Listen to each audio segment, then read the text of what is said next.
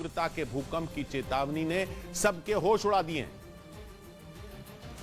और हो सकता है कि प्रकृति उत्तराखंड को अब अपना वो रूप दिखाए कि उसकी बलि ही चढ़ जाए। हैदराबाद में मौजूद एनजीआरआई यानी नेशनल जियोफिजिकल रिसर्च इंस्टीट्यूट का कहना है कि उत्तराखंड में जमीन के अंदर इतनी उथल पुथल मची है कि अब वहां बेहद ताकतवर भूकंप आने से कोई नहीं रोक सकता, कोई भी नहीं।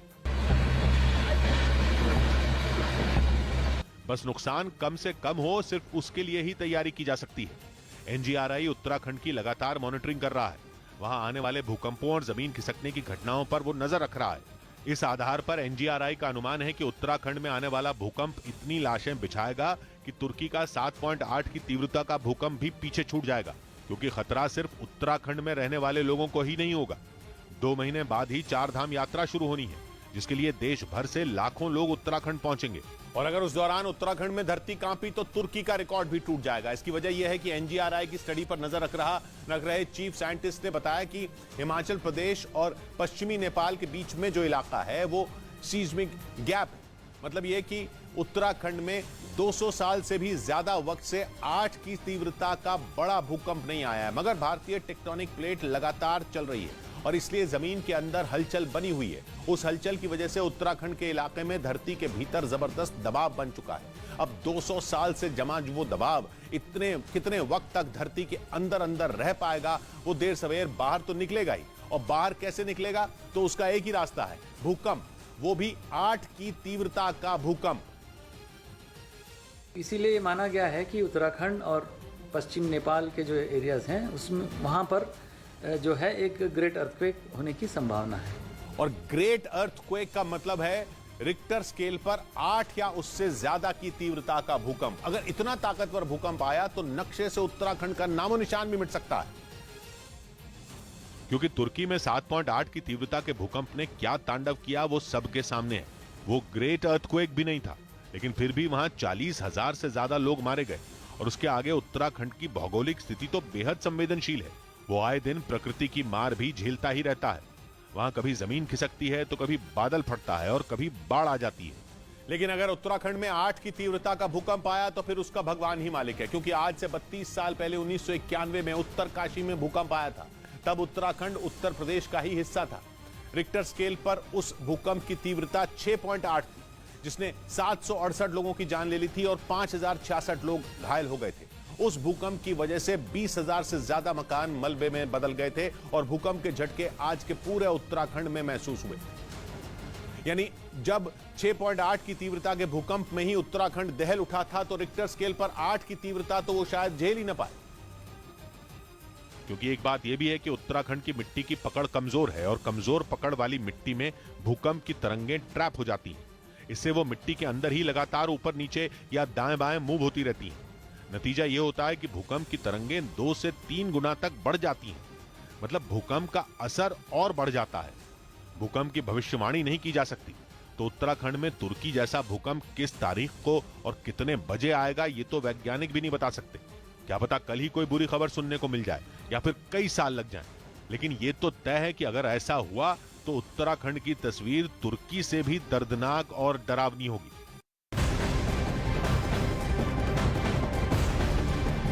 उत्तर प्रदेश के हाथरस में हुए हादसे में 4 लोगों की मौत हो गई है। आगरा अलीगढ़ हाईवे पर मिनी ट्रक और ट्रैक्टर ट्रॉली की आमने सामने टक्कर हो गई। इस हादसे में 4 लोगों की जान चली गई। 11 लोग जख्मी बताए जा रहे हैं। इनमें से 4 लोगों को अलीगढ़ मेडिकल कॉलेज रेफर कर दिया गया है।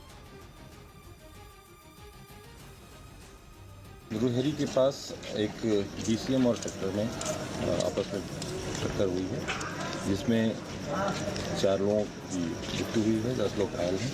उनका बेहतर उपचार कराया जा रहा है। बागेश्वर धाम वाले धीरेन्द्र कृष्ण शास्त्री के भाई पर एक आदमी को धमकाने के आरोप में एफआईआर दर्ज कर ली गई।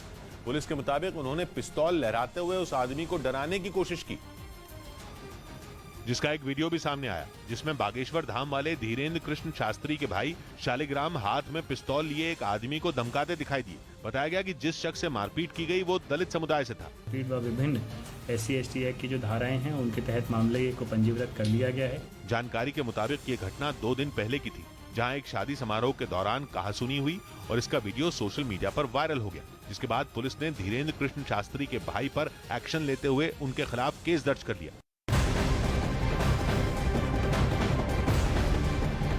बागेश्वर धाम वाले धीरेन्द्र कृष्ण शास्त्री ने भाई पर दर्ज हुए केस पर कहा है कि मैं गलत के साथ खड़ा नहीं हूं, कानून निष्पक्षता और पारदर्शिता के साथ मामले की जांच करे। साथ ही उन्होंने अपील ये भी की है कि हर विषय को उनसे जोड़कर ना देखा जाए।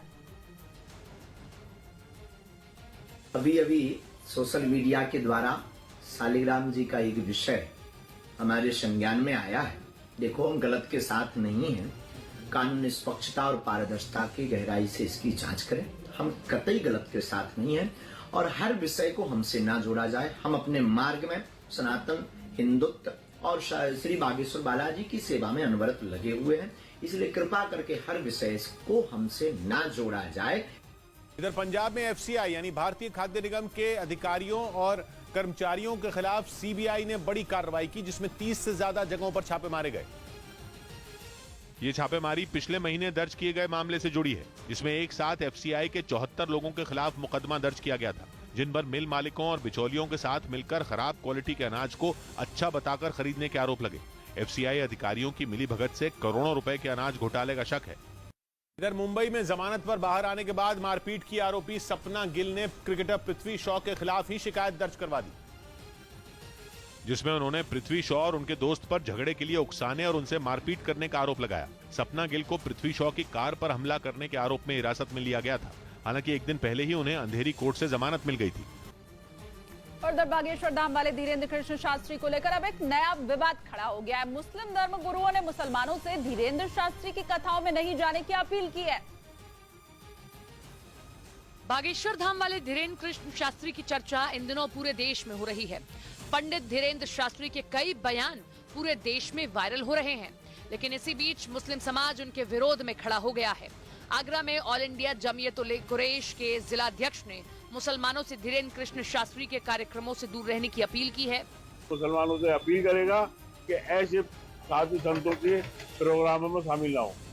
वहीं ऑल इंडिया मुस्लिम जमात के अध्यक्ष मौलाना शाहबुद्दीन रजवी बरेलवी ने भी मुसलमानों से बागेश्वर धाम नहीं जाने और उनसे किसी भी तरह का ताल्लुक नहीं रखने की अपील की है। मुसलमानों से गुजारिश करूंगा, वो लोग जो बागेश्वर धाम में जाते हैं, उनके प्रोग्रामों में शिरकत करते हैं, वो कतान ना जाएं। मुस्लिम धर्म गुरुओं का आरोप है कि धीरेन्द्र कृष्ण शास्त्री देश को तोड़ने का काम कर रहे हैं और ऐसे लोगों पर सरकार का एक्शन लेना जरूरी है। खबर है कि अफगानिस्तान की सत्ता पर काबिज तालिबान अमेरिकी मिलिट्री बेस का इस्तेमाल स्पेशल इकोनॉमिक जोन के तौर पर करेंगे।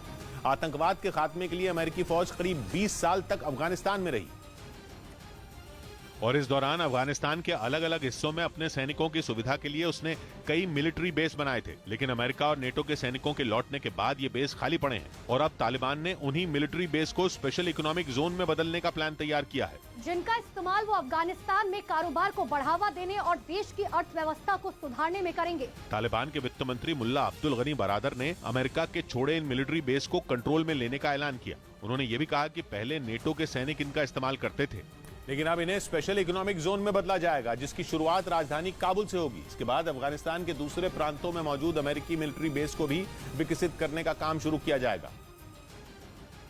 यानी तालिबान अफगानिस्तान में कारोबार को बढ़ावा देने के प्लान पर आगे बढ़ रहे हैं और उसी प्लान के तहत उन्होंने जनवरी में उत्तरी अफगानिस्तान में तेल की खुदाई के लिए एक चीनी कंपनी के साथ डील की थी।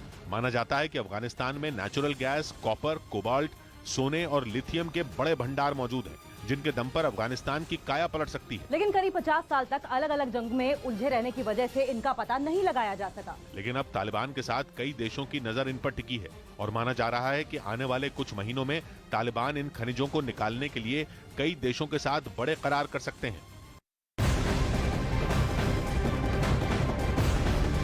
चुनाव आयोग से शिवसेना का नाम मिलने के बाद महाराष्ट्र के सीएम एकनाथ शिंदे ने बड़ा दांव खेला है। पार्टी की राष्ट्रीय कार्यकारिणी की बैठक में वीर सावरकर को भारत रत्न देने की मांग की गई है।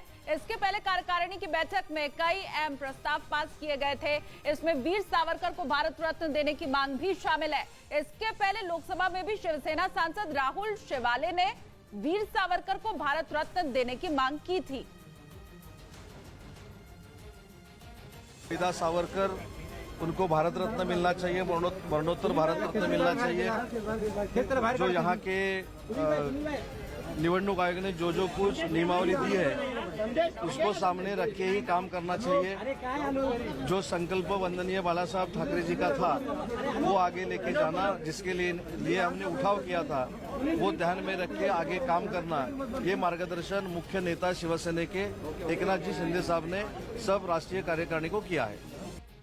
इधर दिल्ली जल बोर्ड के जॉइंट डायरेक्टर नरेश शर्मा को दिल्ली की एंटी करप्शन ब्रांच ने गिरफ्तार कर लिया। उन पर करोड़ों रुपयों की हेराफेरी करने का आरोप लगा और इसीलिए एसीबी ने उन पर कार्रवाई की। दिल्ली जल बोर्ड के जॉइंट डायरेक्टर नरेश शर्मा पर 20 करोड़ रुपए की हेराफेरी करने का आरोप लगा।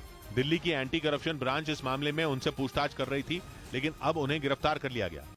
उधर दिल्ली के रोहिणी में एक लड़की को जिंदा जलाने के आरोप में पुलिस ने उसके लिव इन पार्टनर को गिरफ्तार कर लिया। पुलिस के मुताबिक दोनों के बीच झगड़ा हुआ, जिसके बाद उसने अपनी पार्टनर पर तेल छिड़ककर उसे आग के हवाले कर दिया, जिसमें वो बुरी तरह झुलस गई और इलाज के दौरान उसकी मौत हो गई। बताया गया कि पुलिस को इस घटना की जानकारी सफदरजंग अस्पताल से मिली, जिस पर कार्रवाई करते हुए उन्होंने उस लड़की के लिव इन पार्टनर को पकड़ लिया।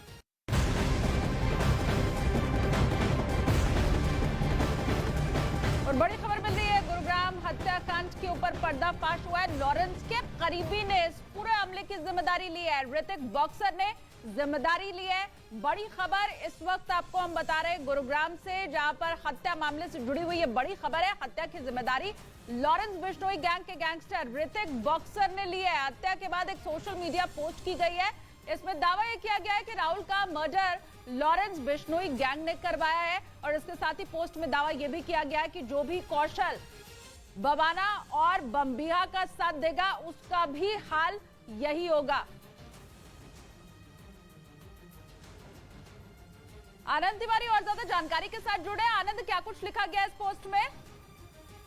जी देखिए, इस पोस्ट में दावा किया गया है कि ये पोस्ट जो है लॉरेंस बिश्नोई और ऋतिक बॉक्सर गैंग की तरफ से डाली गई है, जिसमें दावा किया गया कि हत्याकांड को हमने अंजाम दिलाया है और जो भी शख्स जो है वो कौशल चौधरी, बवाना और बम्बैया गैंग का साथ देगा उसका यही हाल किया जाएगा। इसमें यह भी दावा किया गया है कि जो सिंगर से पैसे मांगने की बात है, लॉरेंस बिश्नोई ने कभी किसी सिंगर से पैसे नहीं मांगे हैं। इसके अलावा गुरुग्राम और हरियाणा के और भी जगहों पे जो ठेके हैं उनको लेकर भी यहाँ पर इसमें दावा किया गया है कि वो हम ही ठेके लेंगे। तो एक तरीके से बड़ा शूट आउट हुआ है। कल 12 से 13 जो 1 दर्जन से ज्यादा गोलियां जो है वो राहुल नाम के शख्स को मारी गई हैं, जो बता रहे हैं कि पहले भी आपराधिक मुकदमों में जेल में बंद रहा है, एम्बुलेंस चलाता था और फिलहाल जो टैक्सी का काम करता था। गुड़गांव पुलिस हर एंगल से इस पूरे मामले की तफ्तीश करी, लेकिन सबसे चौंकाने वाली बात यह है कि एनआईए ने जैसे ही रेड खत्म करी देश भर में, उसके बाद तुरंत इस हत्याकांड को जो लॉरेंस बिश्नोई गैंग है उसकी तरफ से अंजाम दिया गया और ऐसा दावा किया गया पोस्ट में। बिल्कुल, तो आनंद तिवारी ये बता रहे हैं कि किस तरह से पुलिस अभी जांच को आगे बढ़ा रही है, लेकिन उन सबके बीच जो सोशल मीडिया के जरिए दावा किया गया है वो पोस्ट भी इस वक्त आपको हम दिखा रहे हैं। इस पोस्ट में दावा किया गया है कि कौशल, बवाना और बम्बिया गैंग का साथ आगे जो देगा उसका भी यही हाल किया जाएगा। ऋतिक बॉक्सर की तरफ से इस पूरे हमले की अब जिम्मेदारी सोशल मीडिया पर की गई है।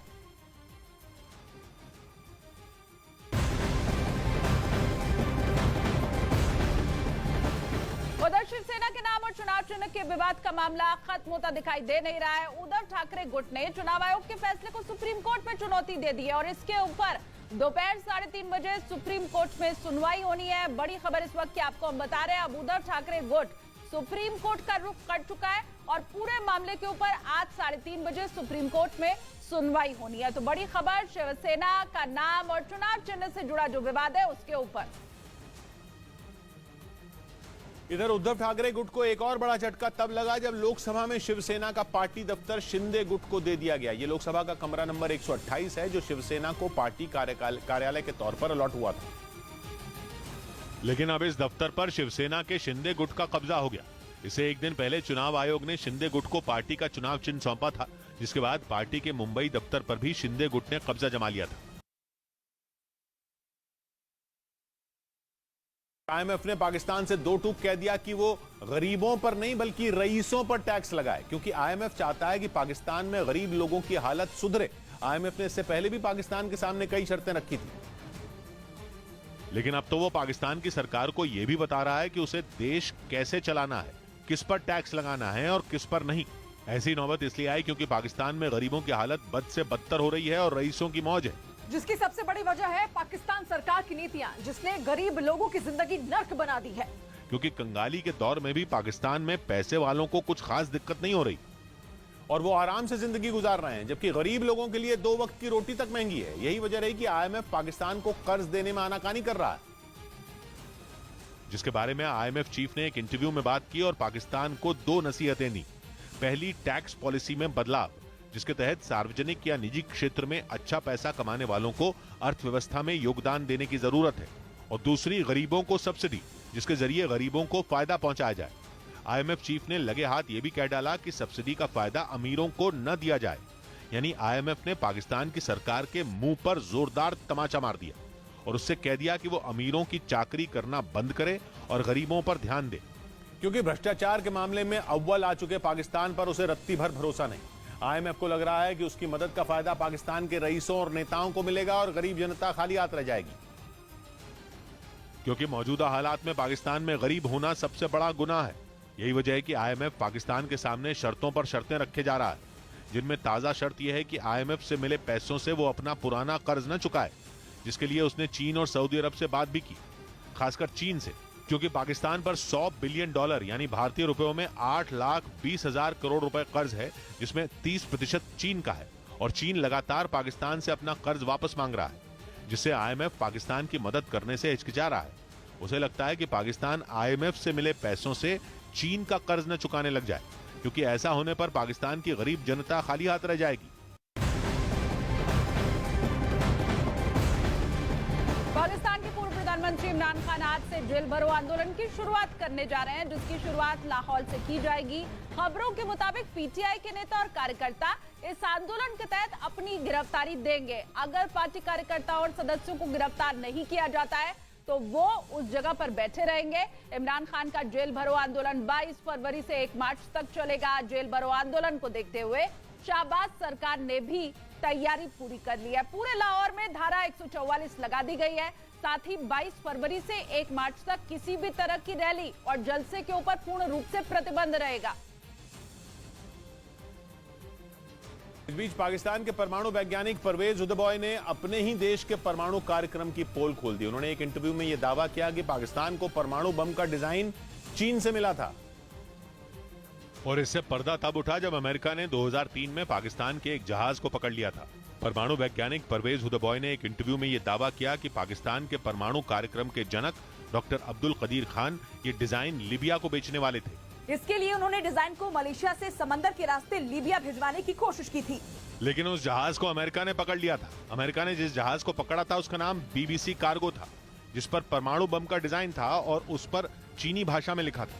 ये वही डिजाइन था जिसे चीन ने 1962 में टेस्ट किया था और फिर बाद में चीन ने पाकिस्तान को परमाणु बम बनाने का पूरा ब्लूप्रिंट बेच दिया था। परमाणु वैज्ञानिक हुदबॉय ने यह भी दावा किया कि 1995 में ही अमेरिका को यह भनक लग चुकी थी कि पाकिस्तान के परमाणु कार्यक्रम में चीन उसकी मदद कर रहा है और एटम बम बनाने में चीन के वैज्ञानिक पाकिस्तान का पूरा साथ दे रहे थे। उसके बाद अमेरिका ने परमाणु कार्यक्रम को लेकर पाकिस्तान को फटकार भी लगाई थी। हालांकि बाद में पाकिस्तान ने चोरी छिपे 1998 में अपना पहला परमाणु परीक्षण कर लिया था। लेकिन अब पाकिस्तान के सामने अपने परमाणु हथियारों को बेचने तक की नौबत आ गई है। यहां तक कि रक्षा विशेषज्ञ अपनी सरकार को कंगाली दूर करने के लिए परमाणु बमों का सौदा करने की नसीहत भी दे रहे हैं, जबकि अमेरिका समेत कई देशों को यह चिंता सता रही है कि पाकिस्तान के परमाणु हथियार कहीं गलत हाथों में न चले जाएं, क्योंकि अगर ऐसा हुआ तो फिर पूरी दुनिया पर परमाणु युद्ध का खतरा मंडराने लगेगा।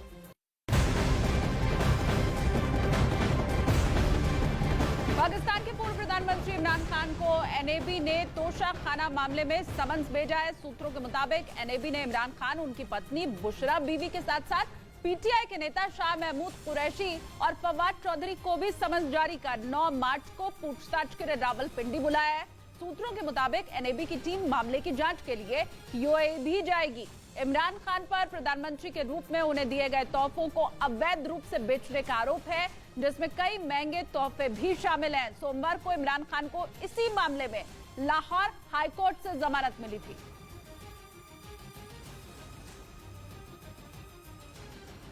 और चलिए अब आपको बता देते हैं कि आखिर पूरा मामला है क्या, जिसमें इमरान को कोर्ट ने समन्स जारी किया है और इसी के बाद इमरान खान की मुश्किलें अब बढ़ना तय माना जा रहा है। इमरान खान पर बिना बताए तोशा खाना से गिफ्ट बेचने का आरोप लग रहा है।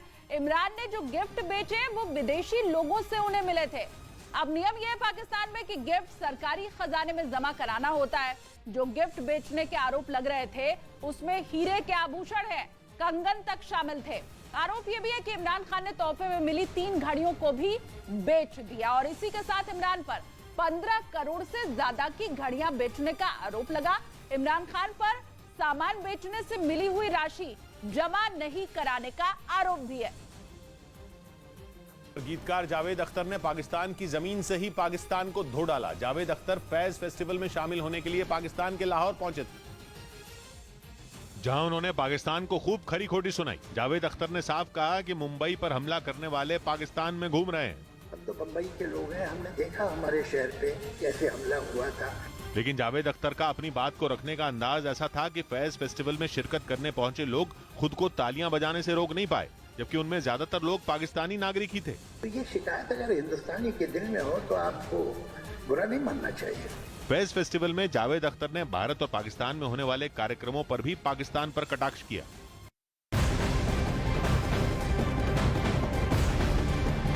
उधर पाकिस्तान की मीडिया ने दावा किया है कि गंभीर आर्थिक संकट में फंसे पाकिस्तान को चीन से करीब $700 मिलियन का कर्ज मिल गया है। बताया गया है कि चीन ने यह कर्ज स्टेट बैंक ऑफ पाकिस्तान की मौजूदा शर्तों पर दिया है। इसके पहले IMF ने भी कर्ज देने के लिए पाकिस्तान के सामने कड़ी शर्तें रखी थीं।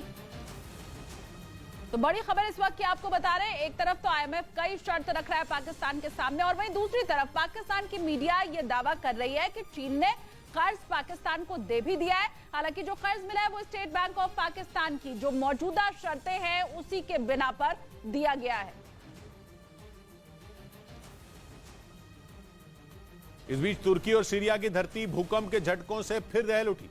एक रात पहले आए इन झटकों की तीव्रता रिक्टर स्केल पर 6.4 मापी गई। भूकंप के झटके इतने तगड़े थे कि जॉर्डन, इराक, लेबनान, इजराइल और मिस्र तक महसूस किए गए। क्योंकि भूकंप का केंद्र दक्षिणी तुर्की के हतय प्रांत का डेफने शहर रहा, इसी वजह से सबसे ज्यादा तबाही हतय में मची। वहां जर्जर हो चुकी कुछ इमारतें ढह गईं, जिसकी कुछ तस्वीरें भी सामने आईं, जिनमें एक इमारत के गिरने के बाद वहां से सिर्फ धूल उठती दिखाई दी, वो भी इतनी बड़ी मात्रा में कि कुछ दूर तक सब कुछ दिखना बंद हो गया। इन हालात में वहां चीख पुकार मच गई। उस इमारत के गिरने के बाद लोग डरे सहमे इधर उधर घूमते नजर आए। अंधेरा होने के कारण वहां आसपास मौजूद चीजों को भी देखने में दिक्कत हो रही थी। ऐसे में कुछ लोगों ने टॉर्च निकाल ली, कुछ ने तो उनके साथ घटी इस घटना के बारे में फोन पर अपने करीबियों को बताया। लेकिन इस बीच तुर्की के हतय प्रांत में 5.8 तीव्रता वाले भूकंप के झटके फिर महसूस किए गए, जिसके बाद तुर्की के गृह मंत्री ने एक बयान जारी किया और बताया कि इस भूकंप के कारण वहां 3 लोगों की मौत हो गई और 200 से ज्यादा लोग जख्मी हो गए। और माना जा रहा है कि अभी ये आंकड़े बढ़ भी सकते हैं, क्योंकि तुर्की में भूकंप से जुड़ी रिसर्च करने वाली संस्था कांदिली ऑब्जर्वेटरी ने चेतावनी जारी की है कि वहां भूकंप के बाद सुनामी आ सकती है, जिससे यह अंदाजा लगाया जा सकता है कि अगर ऐसा हुआ तो तुर्की का क्या हाल होगा। क्योंकि अभी से जो तस्वीरें तुर्की से सामने आ रही हैं वो कम डरावनी नहीं है। भूकंप आने के बाद एक वीडियो में कुछ लोग तेजी से एक होटल से बाहर निकलते दिखे। सामने आई एक तस्वीर में दिखा कि एक टीवी शो की रिकॉर्डिंग चल रही थी, तभी अचानक भूकंप आ गया, जिस वजह से वहां हलचल बढ़ गई। इसी तरह हतय एयरपोर्ट पर भी झटके महसूस होने के बाद वहां मौजूद लोग डरे सहमे दिखाई दिए। इसी तरह की कुछ तस्वीरें उत्तरी सीरिया से भी सामने आई, जहां एक अस्पताल की छत पर लगी घड़ी भूकंप से हिलती दिखाई दी। बीजेपी अध्यक्ष जेपी नड्डा आज Modi shaping a global order in flux नामक एक किताब का विमोचन करेंगे। सुबह 11:30 बजे दिल्ली के सुषमा स्वराज भवन में किताब के विमोचन का यह कार्यक्रम किया जाएगा।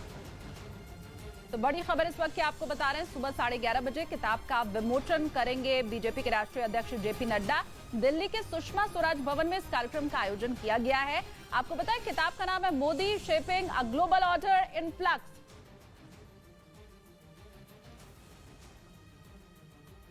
दिल्ली समेत कई राज्यों में मौजूद पैकेजिंग कंपनी यूफ्लेक्स के ठिकानों पर इनकम टैक्स विभाग ने छापे मारे, जिनसे दिल्ली, नोएडा और देश के बाकी राज्यों में मौजूद यूफ्लेक्स के करीब 64 ठिकानों पर हड़कंप मच गया। आयकर विभाग ने कंपनी पर हवाला कारोबार और क्रिप्टो करेंसी के जरिए बड़ी रकम चीन भेजने का आरोप लगाया। इसके अलावा यूफ्लेक्स पर लेन देन में गड़बड़ी का भी आरोप लगा, जिसकी जांच के लिए देश भर में यूफ्लेक्स ग्रुप के ठिकानों पर दबिश दी गई। और उधर अमेरिका के ओहायो में एक मेटल प्लांट में जोरदार विस्फोट के बाद भीषण आग लग गई। बताया गया कि इस घटना के वक्त वहां पर कई लोग काम कर रहे थे, जिनमें 13 लोग इस आग की चपेट में आकर झुलस गए उन्हें बाद में इलाज के लिए अस्पताल में भर्ती कराया गया, लेकिन उस जोरदार धमाके के बाद पूरे इलाके में दहशत फैल गई। I looked over and it was just boom. आग में जलते प्लांट से उठता धुआं कुछ ही देर में पूरे इलाके में फैल गया, जिसकी सूचना मिलने पर फायर ब्रिगेड की कई टीमें मौके पर पहुंच गईं, लेकिन आग इतनी भयंकर हो चुकी थी कि उसे बुझाने में फायर ब्रिगेड के भी पसीने छूट गए। हालांकि कई घंटे की मशक्कत के बाद उन्होंने आग पर काबू पा लिया। तुर्की में भूकंप की वजह से वहां आतंकिया में एक गांव 2 हिस्सों में बढ़ गया। तुर्की में 6 फरवरी को आए भूकंप ने वहां के कई शहरों में जमकर तबाही मचाई थी, जिसमें आंतकिया का ये गांव भी शामिल है, जहां भूकंप की वजह से ये गांव 2 हिस्सों में बढ़ गया। 6 फरवरी को आए 7.8 की तीव्रता के भूकंप ने यहां के लोगों को हिलाकर रख दिया। इस गांव में भूकंप ने जमकर तबाही मचाई, ऐसी तबाही कि अभी तक उसके निशान मिटाए नहीं जा सके। गनीमत ये रही कि इतना तेज भूकंप आने के बावजूद इस गांव के सभी लोग सुरक्षित बच गए, लेकिन भूकंप की वजह से कई मकान मलबे में तब्दील हो गए, जबकि सड़कें ऐसी टूटी कि उन्हें अब तक ठीक नहीं किया जा सका।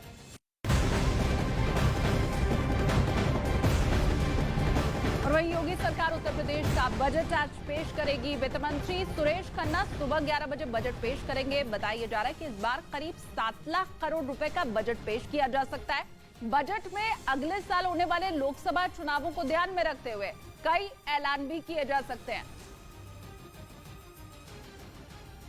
तो योगी सरकार में वित्त मंत्री सुरेश खन्ना आज उत्तर प्रदेश का बजट पेश करेंगे। आपको बताएं कि इस बार उत्तर प्रदेश का बजट करीब 7 लाख करोड़ का हो सकता है। पिछले साल उत्तर प्रदेश का बजट 6.15 लाख करोड़ का था, और इस बार का जो बजट है उसमें 2024 में होने वाला लोकसभा चुनाव उसके ऊपर पूरा फोकस किया जाएगा।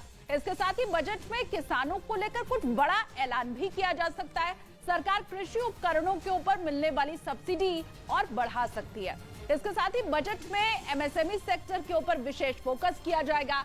योगी सरकार धार्मिक नगरों के विकास के ऊपर भी कुछ बड़ा ऐलान आज बजट में कर सकती है।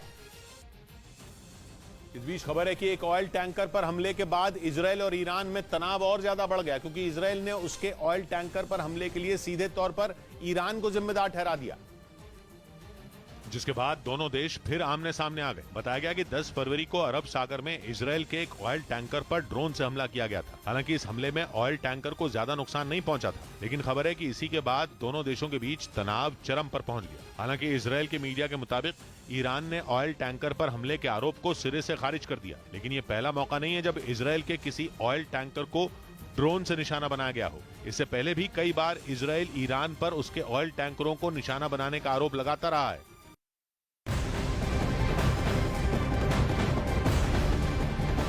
डीआरआई यानी कि डायरेक्टरेट ऑफ रेवेन्यू इंटेलिजेंस के operation gold dawn pan India के तहत बड़ी कार्रवाई की गई है। पटना, मुंबई, पुणे से 100 किलो से ज्यादा सोना पकड़ा गया है, जिसकी कीमत करीब 52 करोड़ रुपए बताई जा रही है। डीआरआई ने मामले में 7 सूडान, 3 भारतीय नागरिकों समेत अब तक 10 आरोपियों को गिरफ्तार कर लिया है। पटना से पकड़े गए सूडान के 2 नागरिकों से करीब 21 करोड़ कीमत का 37 किलो सोना पेस्ट जब्त किया गया है। तालिबान सरकार ने अफगानिस्तान में गर्भ निरोधकों की बिक्री पर बैन लगा दिया। तालिबान के मुताबिक इनके जरिए मुस्लिम आबादी को कंट्रोल करने की साजिश रची जा रही थी, और इसका आरोप उन्होंने पश्चिमी देशों पर लगाया, जिसके बाद तालिबान सरकार के आदेश पर अफगानिस्तान के 2 प्रांतों में गर्भ निरोधक बेचने पर पाबंदी लगा दी गई। वहां के कई दुकानदारों ने इल्जाम लगाया कि इसके लिए कई हथियारबंद लड़ाकों ने न सिर्फ दुकानों की तलाशी ली, बल्कि उन्हें बंदूक की नोक पर धमका कर भी गए, और घर घर जाकर इन्हें महिलाओं को इस्तेमाल न करने की सख्त हिदायत दी गई। क्योंकि तालिबान का मानना है कि पश्चिमी देश मुसलमानों की आबादी को बढ़ने से रोकना चाहते हैं, और उनकी इसी साजिश को नाकाम करने के लिए सरकार ने यह फैसला लिया, जिसके तहत लोगों को ये चेतावनी भी दी जा रही है कि गर्भ निरोधकों का इस्तेमाल करने या उनको इस्तेमाल करने के लिए उकसाने वाले को बुरा अंजाम भुगतना पड़ सकता है। हालांकि यह फैसला मार्च की 1 तारीख से लागू होगा, लेकिन तालिबान का खौफ ऐसा है कि वहां अभी से इनकी बिक्री बंद कर दी गई।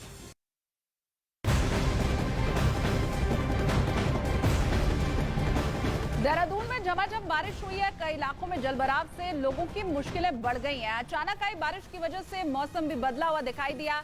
फरवरी महीने में होने के बावजूद पारा बड़ी तेजी से चढ़ रहा है, जिसकी वजह से मौसम में अभी से गर्मी काफी बढ़ गई है। लेकिन अचानक देर शाम देहरादून में हुई बारिश के बाद गर्मी से लोगों को राहत मिली। हालांकि अचानक आई तेज बारिश की वजह से बाहर निकलने वाले लोगों को खासी दिक्कतों का सामना भी करना पड़ा। सड़क पर गाड़ियां काफी धीमी गति से चलती हुई दिखाई दी। तो देहरादून में जो झमाझम बारिश हुई उसकी तस्वीर भी आपको हम दिखा रहे हैं। झारखंड के ग्रामीण विकास मंत्रालय में चीफ इंजीनियर वीरेंद्र राम के कई ठिकानों पर ईडी ने छापेमारी की। मनी लॉन्ड्रिंग के आरोप में रांची समेत देश भर के 24 ठिकानों पर छापा पड़ा, जिसमें झारखंड, बिहार और हरियाणा से लेकर दिल्ली तक एक साथ छापा मारा गया। इस दौरान ईडी की टीम ने कई प्रॉपर्टी के कागजात और बैंक स्टेटमेंट को कब्जे में लिया। बताया गया कि इंजीनियर वीरेंद्र राम का कई बड़े नेताओं से भी संबंध है। पटना में एक पुल के निर्माण के दौरान उसका एक हिस्सा टूटकर गिर गया। इस हादसे में 3 मजदूर घायल हो गए, जिनकी हालत गंभीर बताई गई। बताया गया कि पटना की सोन नदी पर बन रहे पुल का एक हिस्सा अचानक टूटकर गिर गया, जिसकी चपेट में वहां काम कर रहे 3 मजदूर आ गए।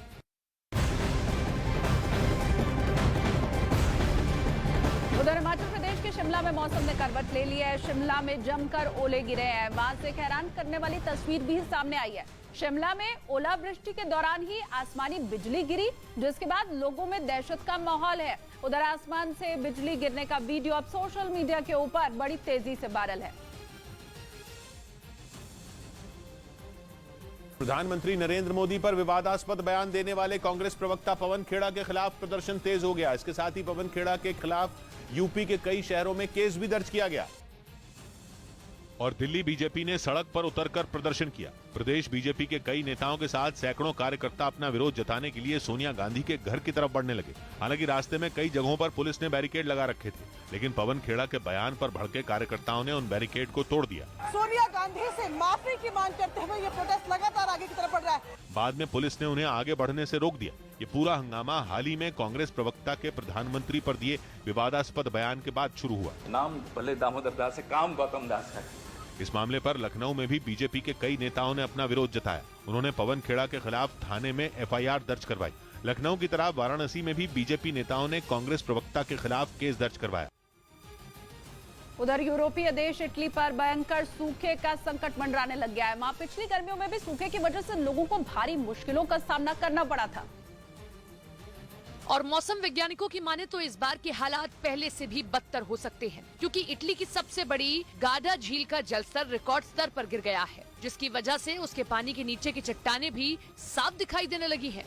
मौसम वैज्ञानिकों के मुताबिक उत्तरी इटली में इस बार सामान्य से आधी बर्फबारी हुई है, जिसकी वजह से देश की ज्यादातर नदियां और झीलें पानी की भारी कमी से जूझ रही हैं। ईरान से बढ़ते तनाव के बीच अमेरिका ने इजरायल को अपने F-15 फाइटर जेट बेचने की कोशिश तेज कर दी। बीते कुछ दिनों से ईरान और इजरायल के बीच जंग के हालात बने हुए हैं, जिसका फायदा उठाते हुए अमेरिकी विमान कंपनी बोइंग के सीईओ इजरायल पहुंचे और वहां के प्रधानमंत्री नेतन्याहू और रक्षा मंत्री के सामने अपने F-15 लड़ाकू विमान के नए वर्जन की सप्लाई का प्रस्ताव रख दिया। वो 3 दिन पहले इजरायल पहुंचे थे और वो 2 दिनों तक रहे। खबर है कि इस दौरान उन्होंने इजरायल को 25 F-15 IA फाइटर जेट देने का ऑफर दिया। F-15 लड़ाकू विमान के इस नए वर्जन की सबसे बड़ी खूबी ये है कि ये हवा से हवा, हवा से जमीन और समंदर में मार करने वाले घातक हथियारों के साथ उड़ान भर सकता है, जिस वजह से अमेरिका का ये फाइटर जेट अगर इजरायल की वायुसेना के बेड़े में शामिल हो गया तो ईरान के लिए बड़ा खतरा साबित हो जाएगा। ऐसे में अमेरिकी विमान कंपनी बोइंग के सीईओ ने इजरायल के सामने एक और ऑफर रख दिया और इजरायल को F-15 IA फाइटर जेट के साथ KC-46 रिफ्यूलिंग विमान बेचने की भी कोशिश की। साथ ही उन्होंने नेतन्याहू को यह भरोसा दिलाना चाहा कि अमेरिका ईरान के खिलाफ इजरायल के साथ खड़ा है और आगे भी ये समर्थन जारी रहेगा। हालांकि अमेरिका और इजरायल के बीच हुई बातचीत में ये पता नहीं चला कि इन फाइटर जेट की सप्लाई कब तक होगी, लेकिन माना जा रहा है कि 2028 से पहले अमेरिका इजरायल को F-15 IA फाइटर जेट दे देगा, जबकि इजरायल का जोर लड़ाकू विमानों की जल्दी डिलीवरी पर है। हालांकि 4 KC-46 रिफ्यूलिंग विमान इजरायल को 2025 तक मिल जाएंगे। इजरायल ने इन विमानों को भी उसे जल्दी देने की अमेरिका से अपील की थी, जिसे ठुकरा दिया गया था। कैरेबियाई देश क्यूबा के जंगल में भीषण आग लग गई, जिससे कि पर्यावरण को भारी नुकसान हुआ है। यहाँ पर फायर ब्रिगेड की टीम आग बुझाने की कोशिश में जुटी है। क्यूबा के जंगल में भीषण आग लगी है। होलिंगन प्रांत के जंगल में लगी आग पर काबू पाने के लिए फायर ब्रिगेड की टीम जद्दोजहद करती दिखाई दी। बताया गया कि तेज हवा और सूखे मौसम की वजह से आग तेजी से फैली। इस आग से करीब 150 हेक्टेयर इलाके में जंगलों को भारी नुकसान हुआ है। आग की वजह से जंगल में पेड़ों को नुकसान हुआ, साथ ही आसपास के इलाकों में काला धुआं फैल गया, जिससे आसपास के रहने वाले लोगों को भारी परेशानी का सामना करना पड़ा। प्रशासन ने सैकड़ों लोगों को प्रभावित इलाकों से निकालकर सुरक्षित जगह पहुंचाया। बताया गया कि क्यूबा के जंगलों में जनवरी में ही करीब 80 बार आग लगी है। दिल्ली की हाई सिक्योरिटी वाली तिहाड़ जेल को हजारों सीसीटीवी कैमरों से लैस कर दिया गया, जिसके कंट्रोल रूम में न्यूज 18 की टीम पहुंची, जहां से कैदियों की हर हरकत पर नजर रखी जा रही है, जिनकी मदद से जेल प्रबंधन को कैदियों के पास से गैर कानूनी सामान बरामद करने में कामयाबी मिल रही है। करीबन 4500 हाई डेफिनेशन के जो कैमरे हैं वो लगाए गए हैं। तिहाड़ जेल में कैदियों पर निगरानी के लिए वहां अभी करीब 1248 सीसीटीवी कैमरे और लगाए जाएंगे। उधर असम के गुवाहाटी में श्रद्धा हत्याकांड जैसी एक खौफनाक घटना सामने आई। वहां एक महिला पर आरोप है कि उसने अपने पति और सास की हत्या कर उनके शवों के टुकड़े कर दिए और फिर उन्हें फ्रिज में छिपाकर रख दिया। पुलिस के मुताबिक 7 महीने पहले उसने हत्या की वारदात को अंजाम दिया था और अपने प्रेमी की मदद से उसने शवों के कुछ टुकड़े असम से मेघालय ले जाकर फेंक दिए थे। बताया गया कि कुछ महीनों पहले ही उस महिला ने अपने पति और सास की गुमशुदगी की रिपोर्ट दर्ज करवाई थी। मॉस्को में एक होटल में आग लगने से 6 लोगों की मौत हो गई है। बताया गया कि शहर के बीच में एक होटल में आग लगी, जो कि देखते ही देखते एक बड़े हिस्से में फैल गई। घटना की जानकारी मिलते ही फायर ब्रिगेड की टीम मौके पर पहुंची। बड़ी मुश्किल से आग के ऊपर काबू पाया गया, लेकिन तब तक 2 बच्चों समेत 6 लोगों की मौत हो चुकी थी। इस घटना में 9 लोग घायल हुए हैं, जबकि 200 लोगों को सुरक्षित बाहर निकाल लिया गया। ब्रिटेन के प्रधानमंत्री ऋषि सुनक ने रूस को बड़ी धमकी दे डाली। रूस ने ब्रिटेन को यूक्रेन की मदद करने पर अंजाम भुगतने को तैयार रहने के लिए कहा था, जिस पर पलटवार करते हुए ऋषि सुनक ने रूस को ही चेतावनी दे डाली। पश्चिमी मीडिया के मुताबिक पुतिन की धमकी के बाद ऋषि सुनक ने साफ कह दिया कि वो उनकी गीदड़ भभकी से डरने वाले नहीं। ब्रिटेन अब तक यूक्रेन को जितने हथियार दे रहा था उससे दुगने हथियार देगा। दावा है कि कुछ दिनों पहले ही यूक्रेन ने कहा था कि अगर उसे ब्रिटेन से खतरनाक मिसाइलें मिलती हैं तो वो उनका इस्तेमाल क्राइमिया पर हमले के लिए करेगा। और खबर है कि इसी बात से पुतिन आग बबूला हो उठे थे और उन्होंने ब्रिटेन को कड़ी चेतावनी दे दी थी। लेकिन पश्चिमी मीडिया का दावा है कि रूस का ब्रिटेन को आंख दिखाना अब उसको ही महंगा पड़ सकता है, क्योंकि पहले ही ब्रिटेन कई तरह के आधुनिक हथियार यूक्रेन को भेजता रहा है, जिनके दम पर यूक्रेन के सैनिक रूसी फौज को मुंह तोड़ जवाब देने में कामयाब हुए हैं। लेकिन अब अगर उसने यूक्रेन को दुगने हथियार देने शुरू कर दिए तो रूस की फौज के लिए मुश्किलें बढ़ जाएंगी, क्योंकि आधुनिक हथियार मिलने से यूक्रेन की सेना और ज्यादा ताकतवर हो जाएगी। यानी ब्रिटेन के हथियार रूस के लिए काल साबित हो सकते हैं। लेकिन जिस तरह से रूस और ब्रिटेन के बीच लगातार तनाव बढ़ रहा है, अगर दोनों देश आमने सामने हुए तो भीषण तबाही आनी तय है, क्योंकि रूस पहले ही कह चुका है कि अगर ब्रिटेन ने यूक्रेन को मदद देनी बंद नहीं की तो उसे भी इसकी कीमत चुकानी पड़ेगी। ब्राजील में बारिश का कहर दिखाई दे रहा है। बाढ़ और भूस्खलन से 40 से ज्यादा लोगों की मौत यहां हो चुकी है और फिलहाल राहत और बचाव का काम लगातार जारी है। लेकिन ब्राजील में मलबे में बदल चुके लोगों के आशियाने, कीचड़ से लटपट गलियां, सहारा तलाशते बेघर बेसहारा लोग, हर तरफ तबाही और बर्बादी तस्वीरें डरा रही हैं। ब्राजील में बाढ़, बारिश और भूस्खलन की वजह से अब तक 40 से ज्यादा लोगों की मौत हो चुकी है। दरअसल दक्षिण पूर्व ब्राजील के तटीय इलाकों में बारिश ने जमकर तबाही मचाई है। करीब 2500 लोगों को मजबूरन अपना घर छोड़ना पड़ा है। हालांकि राहत बचाव कर्मी पीड़ितों की मदद करने के लिए दिन रात जुटे हुए हैं। सड़कों को साफ किया जा रहा है और लोगों को सुरक्षित ठिकानों पर पहुंचाया जा रहा है।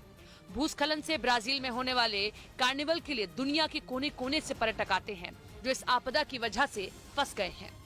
सऊदी अरब ने अपनी इमेज चमकाने के चक्कर में मुसलमानों का ही गुस्सा मोल ले लिया। सऊदी अरब अपनी राजधानी रियाद में न्यू मुरब्बा नाम का एक बेहद आधुनिक इलाका बसा रहा है, लेकिन उस इलाके का प्रमोशनल वीडियो देखकर मुसलमानों ने सऊदी अरब पर इस्लाम के अपमान का आरोप मढ़ दिया, क्योंकि सऊदी अरब ने अपने इस ड्रीम प्रोजेक्ट का जो सिमुलेशन जारी किया उसे देखकर ऐसा लगा जैसे तस्वीर रियाद नहीं बल्कि मक्का की हो।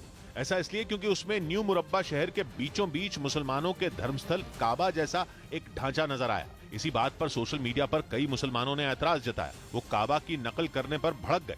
हालांकि वीडियो में बताया गया कि उस इमारत का नाम मुकाब है, जिसकी हाइट पेरिस के एफिल टावर से भी ज्यादा होगी। उसे 1312 फीट ऊंचा बनाया जा रहा है और वो कोई धार्मिक स्थल नहीं बल्कि एक कमर्शियल हब होगा। जिसके अंदर की दुनिया इस दुनिया से बिल्कुल जुदा होगी। ऐसी दुनिया जो सिर्फ हॉलीवुड की साइ-फाई फिल्मों में ही देखने को मिलती है। उड़ते ड्रैगन, हवा में तैरते बड़े बड़े पत्थर, स्पेस पॉड, ऐसी चीजें जिनकी सिर्फ कल्पना ही की जा सकती है।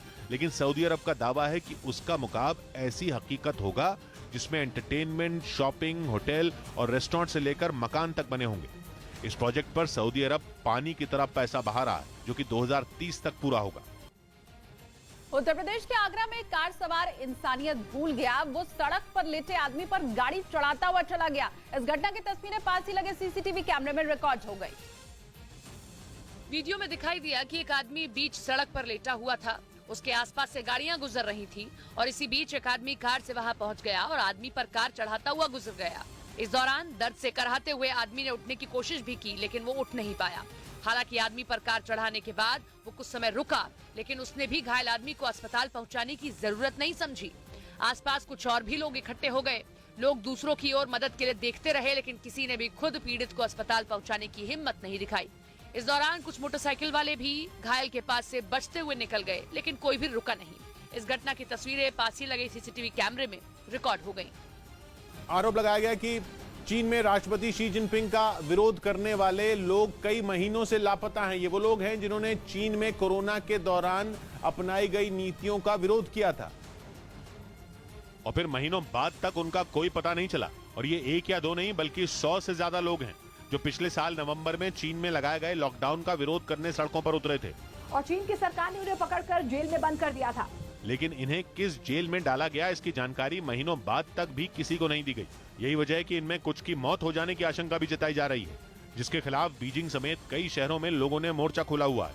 उनका आरोप है कि सरकार ने अलग अलग शहरों से कई लोगों को गिरफ्तार किया और उन्हें महीनों बाद भी छोड़ने को तैयार नहीं है, जिसकी वजह से उनके घर वाले काफी परेशान हैं। हालांकि चीन की सरकार इन आरोपों को सिरे से नकार चुकी है। इसके अलावा उसने अपनी सफाई में कहा कि चीन के प्रदर्शन के दौरान कुछ गिने चुने लोगों को ही गिरफ्तार किया गया था और उन्हें भी कुछ दिन बाद छोड़ दिया गया। लेकिन मानवाधिकार संगठनों का दावा है कि शी जिनपिंग की सरकार ने महज 4-5 महिलाओं को इस दौरान रिहा किया और बाकी लोगों की जानकारी तक देने से मना कर दिया, जिसका मतलब यह कि पूरे चीन में अब भी 90 से ज्यादा लोग ऐसे हैं जो पिछले साल के नवंबर से लापता हैं और उन्हें गायब करने का आरोप शी जिनपिंग की सरकार पर लगाया जा रहा है, जिनके नामों की बाकायदा एक लिस्ट भी प्रदर्शनकारियों ने जारी की। और आशंका जताई गई कि चीन की सरकार ने इन पर दंगे भड़काने का आरोप लगाते हुए कार्रवाई की है, जिसके लिए चीन में अधिकतम 5 साल की जेल का नियम है। यही वजह है कि गायब हुए प्रदर्शनकारियों की रिहाई के लिए बीजिंग समेत कई शहरों में चीन की सरकार के खिलाफ मोर्चा खुल गया।